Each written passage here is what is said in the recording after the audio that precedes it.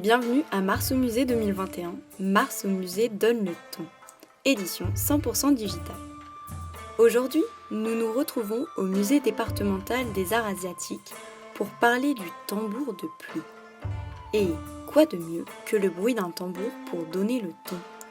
Car donner le ton, c'est entre autres donner un rythme sur lequel chanter, danser. Le tambour est avant tout un instrument à percussion. Il bat le rappel et accompagne les danses et les cérémonies. Mais alors, pourquoi cette œuvre provenant du Laos est appelée tambour de pluie ? Nous l'avons dit, utilisé pour les cérémonies, le tambour est également utilisé lors des rituels agricoles. Par exemple, ceux liés à l'appel de la pluie, à la plantation de riz et aux moissons. L'imitation du bruit du tonnerre entraînerait en fait orages et averses. D'où l'appellation tambour de pluie, vous l'avez compris. Mais les populations de Birmanie et de Thaïlande et les Anglais, eux, l'appellent plutôt tambour aux grenouilles.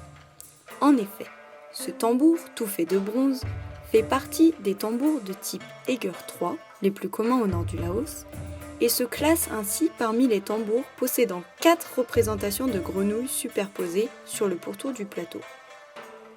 Comme elles sortent lorsqu'il pleut et que la pluie permet la récolte, ces grenouilles symbolisent la fertilité des terres.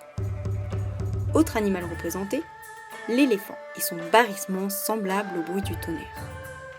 Le long des coutures du mou, des éléphants de tailles différentes sont représentés, marchant en file indienne. L'éléphant comme symbole de force et de longévité, les grenouilles comme symbole de fertilité, le tambour est complété par diverses représentations géométriques.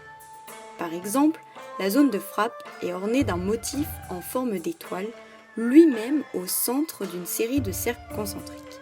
Clin d'œil, là aussi, à la pluie, aux gouttes d'eau qui tombent.